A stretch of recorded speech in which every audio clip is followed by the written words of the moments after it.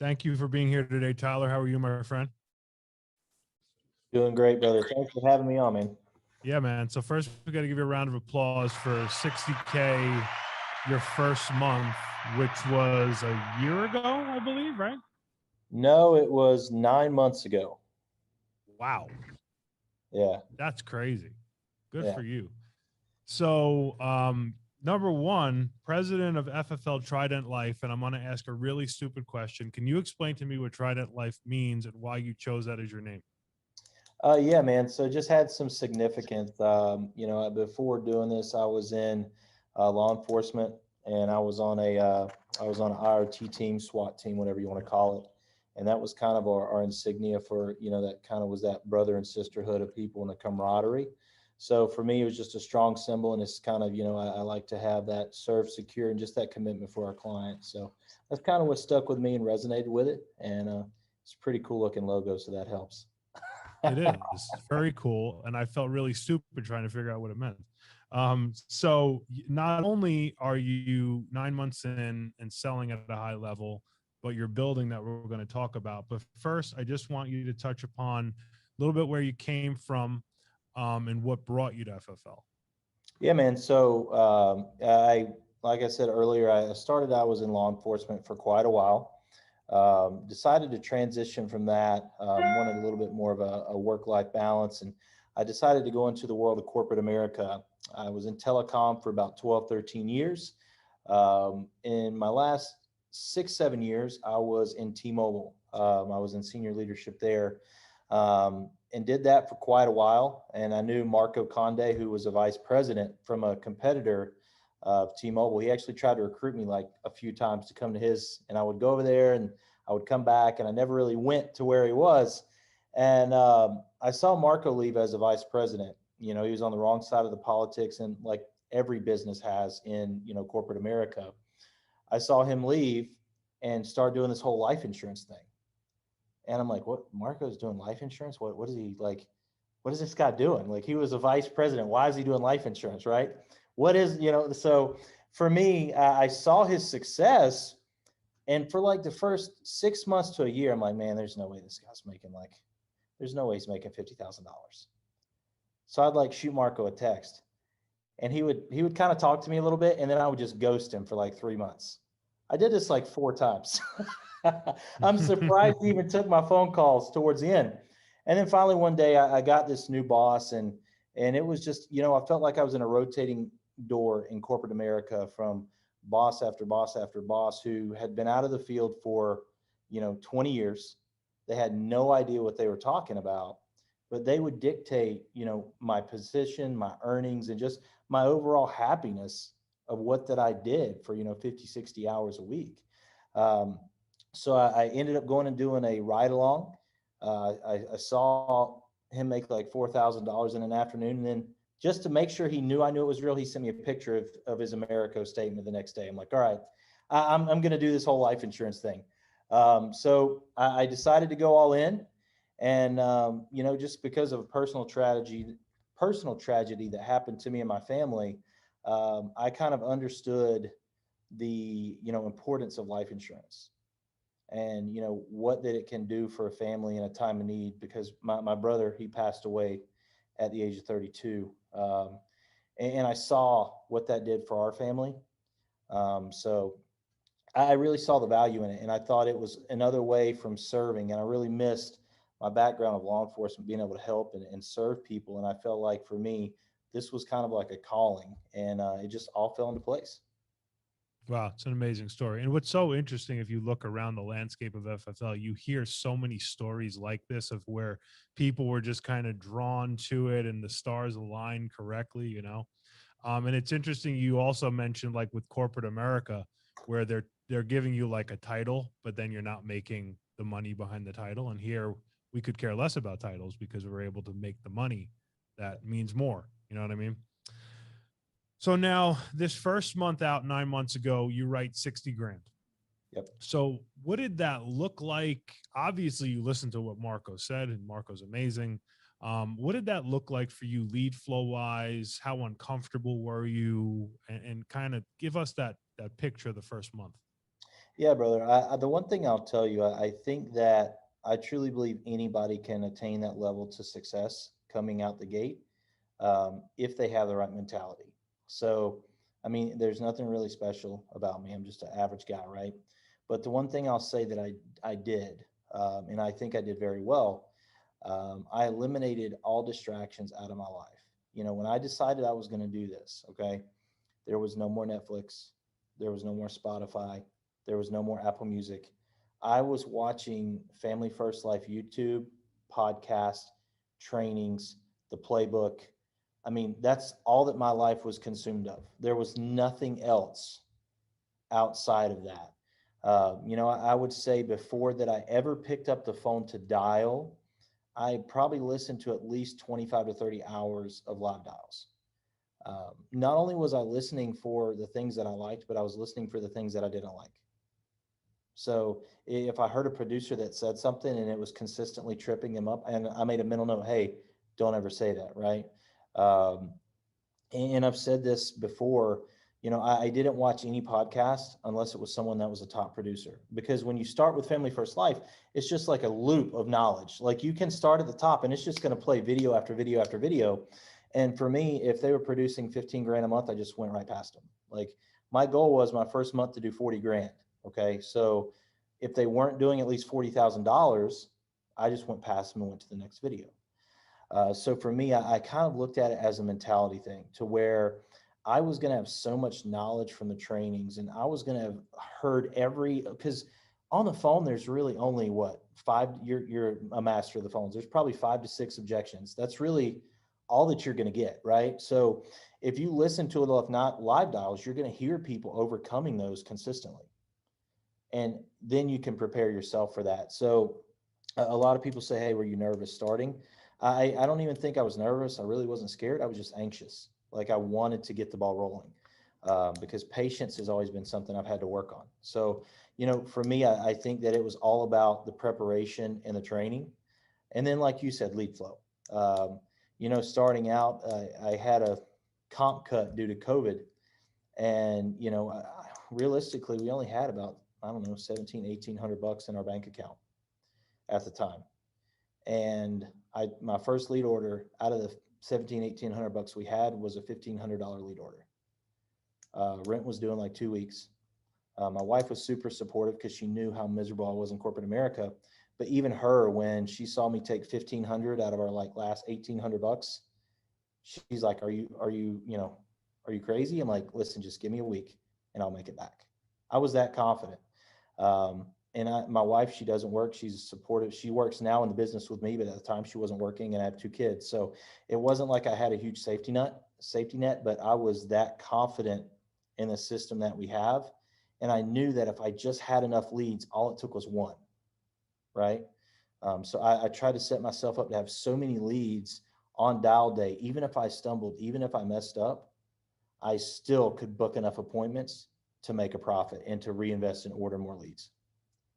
Well, that is amazing. Like, and I do find that you hear these stories of people when they had their back against the wall and they used their rent money or whatever it was, they're the ones that have the crazy success because they know they have to make it happen and they do. So in that month, so you spent the 1,500. Was that's your first lead order? What do you think you spent in that month in general? That month, I would say I probably spent about $6,000. Okay.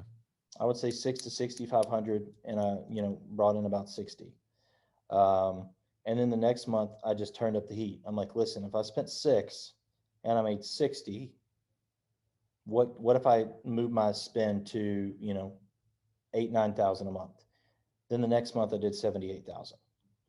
So for me, it was just about, and that was all Facebook and CRM leads. That's all that was. There were no mailers. There were none of that. I mean, I just started. So I've invested very heavily in, game time, happy agents, and then the CRM leads. Because when I first started, instants weren't really a thing. So I was doing a lot of the new internet life leads because instants weren't much of a thing at that point. They started about 3 months later. So, needless to say, you have not had a cash flow problem since you had that money for your rent that you spent on leads. Would that be accurate? I can say the FFL's definitely been a blessing for me and my family. So Amen. 100%. And now you're up in Orlando, right? Yeah, I'm in Orlando. Got it. Okay, cool. And when I first started, man, people, they told me, they're like, "Oh, you're running business in Orlando?" I'm like, "Yeah." Like, man, I said, that's a tough market out there. And at the time, I didn't know any better because I just started, right? But the way I look at it, it doesn't matter how tough the market is. If you give yourself enough at bats, you're going to have a couple home runs. So that was kind of my mentality. I remember frantically, like my first 3, 4 months, I was frantically ordering leads. Like I would get a deposit and I would put the full deposit back in leads because I was so worried about the next day, right? So, and I kept doing that too. And I tell people that's kind of the new syndrome, right? After you get comfortable and confident, you know that it's coming. But I think kind of that frantic sense of urgency of always wanting more leads and always having to have 30 to 40 appointments is really what got me to that early success. Yeah, I mean, anytime anybody tells you, "Oh, that's going to be difficult," for anybody on the call, just do it. Yep. People told me the same thing about Dade County. They're like, "Oh, you can't run Dade County." Like, okay, sure. Well, nobody else is going to. I'm going to. Same thing with you in Orlando. So now tell me some of the things that you feel set you apart on the phone and then on the in-home, some of the little intangible things that you do. Yeah, I think that on the phone, again, I wish that I had like this magic secret, but there's really not one. I listen to tons of live dials. I mean, tons of live dials. I would find different, and if you go to the different FFL pages, if you're only a member of one FFL page, I encourage you to join multiple FFL pages outside of your comfort zone because there's so many different, you know, styles out there that you can learn and take a little bit from everyone. So for me, I listened to so many live dials and I felt like, I started at 7:30. Everyone's like start at 8. The whole thing was start at 8, start at 8:30 when I first started. And I was calling a lot of these final expense mailers and I felt like they were kind of tuning me out. So one morning I got up at 7:30 and started dialing. And that morning from 7:30 to 11, I booked my next 2 full run days. And I was done before 11 o'clock. I had 7 appointments one day, 8 appointments the next. So for me, that was a huge thing. I think that not so much as mortgage, but final expense starting at 7:30 is huge. uh, just based off of my experience, right? Mortgage, I've had a little bit easier books later, but the final expense, the thing you got to realize, guys, if you've been running, you'll be in a home with a final expense and you're in there for an hour. Those people are getting 15 to 30 calls while that you're in there for an hour. So you got to try to give yourself that edge up. And if you're starting at 7:30, I guarantee you nobody else is calling. You're not a telemarketer. They filled it out. They wanted the information. So you're just calling to get it to them. So for me, I think starting at 7:30 in the morning, and what I try to do is I always tried to have a level tone when I was on the phone, right? Not super monotone, but not excited either. Because I've heard people where they'll start super high and then they'll go low and they're just all over the place, and it kind of confuses the client on the phone. So I try to keep the script pretty simple, right? And I just keep a nice even tone, and I try to find a way to relate to them. And I like to say their name at least 5 to 6 times before I get off the phone. Love that. And it's interesting because I think the things that top producers like yourself do are literally little things. Like you said, it's not like pixie dust. You dial a little earlier, you say their name 5 or 6 times, and that's something that sets you apart from, the next person that calls them. So now, you had never went to people's houses before. Now you're going out to people's houses. Yeah. What did that look like kind of in those first 100 appointments, and what would be some things that you'd give to our new agents in their first 100? Yeah, and for me, I think that my goal was to get through those 100 appointments as quickly as possible. Because the way I look at this business is, even if you mess up your first month, right, and you suck really bad for your first month, and then you write $250,000 that year, you lost $2,000 to $3,000 to make 250 for a lifetime of income. Any of my friends that are up to their eyeballs in debt are spending 50, 60, $100,000 in student loans they have to pay back, and I'm making quadruple what they're making. So I kind of had an understanding of, even if I broke even and just got enough to scrape by, but I got good at this, it was worth it. So that was kind of the mentality going into it. And guys, I keep it simple. Like, this was on my iPad. Like, I have it right here. I typed this up as a new agent. I was watching a training. It says, don't open laptop for the first 5 minutes. Find common ground, observe things in the house. Tell them who I am. My name, I'm a local field underwriter. I see 20 to 30 families a week. What I specialize in: state regulated programs, burial coverage, final expense, mortgage protection, and retirement planning. What the process is today, making them understand current coverage, show them what they qualify for, and getting it done at a budget that they can afford. And then ask them if they have any questions. I literally just followed this. Like but I wanted structure, and I wanted every time that I went in home to develop a habit. And that was the goal for myself, was to get a habit and to improve on that, right? And I don't need this now, of course. I can do an in-home in my sleep. But as a new agent, you walk in and there's so many things that can throw you, right? There's so many different scenarios because no client is exactly the same. So I tried to have an automated system, and everything that I have for my business is in my Apple Notes. All of my phone scripts, they're all in my Apple Notes. My in-home is in my Apple Notes. All of my writing numbers, my passwords, everything is in my Apple Notes. So I tried to make it that no matter how bad I did in home, I would never lose my way, because I had a system to make sure that I could stay on track. I love that. And it lends itself to the control that you're taking in the house. So now you're in this business, you come out the gate, you're killing it. At what point did the light bulb go off to say, hey, I need to start hiring and build a business? The day that I got my first deposit, I would have to say that, because I saw how miserable I was in corporate America. And, I had several, employees. I had a couple hundred employees working for me before I left. And these guys were busting their tails, working 50 hours a week just to barely clear $400 or $500 a week. They come over here, they can write one policy, and that's more than they made in an entire month. So for me, it was kind of a no-brainer. I wanted to try to break as many people free from the bondage of corporate America as possible. Um, so I started right off the bat. And the thing I'll say is, it's funny because a lot of the people that you think are going to absolutely crush it are the ones that fizzle out. And then the people that you're kind of unsure about, they're the ones that really has the breakthrough. So my message is hire as many people as possible, give them all the same support, and the people that want to succeed are going to succeed. And that's kind of what that I've seen, so far. I got Jessica Stewart, her first month in, she was working at TJ Maxx, making $10 an hour. In her first month, she wrote $30,000. No insurance experience, right? But she truly had the drive. She bought a lot of leads, and she just trusted the system. And she was a student of the game.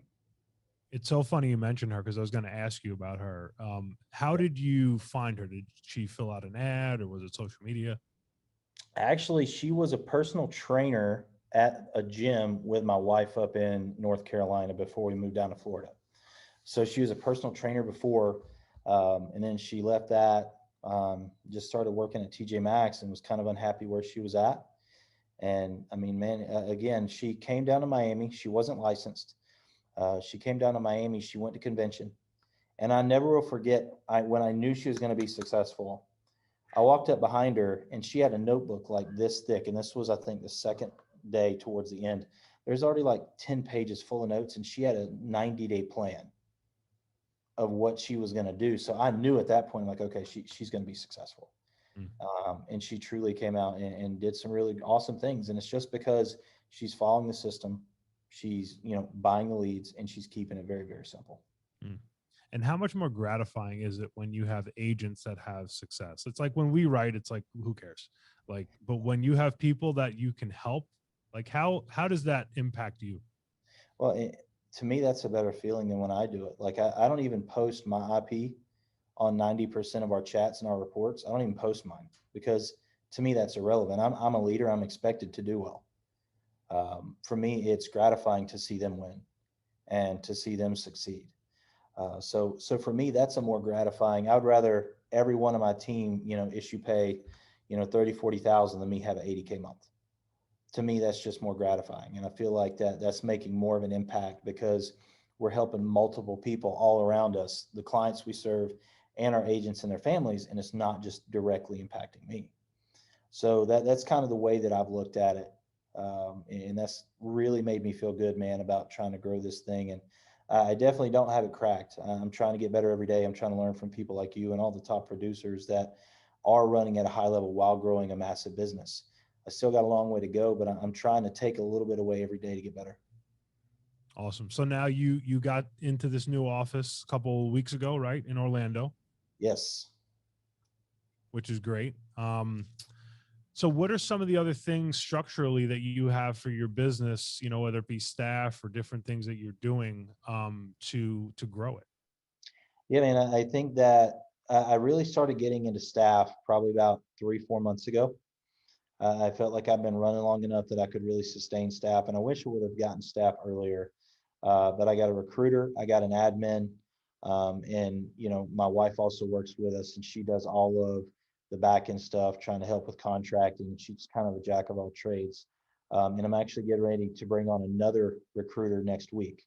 Really trying to ramp it up. So I think that it takes a lot of pressure off of you having to do everything because if you're trying to run at a high level and grow a business, it's essential to have staff. I don't know how you could do it without staff if you're in the field 4 to 5 days a week and you're growing a business. I just don't know how there's enough time in the day.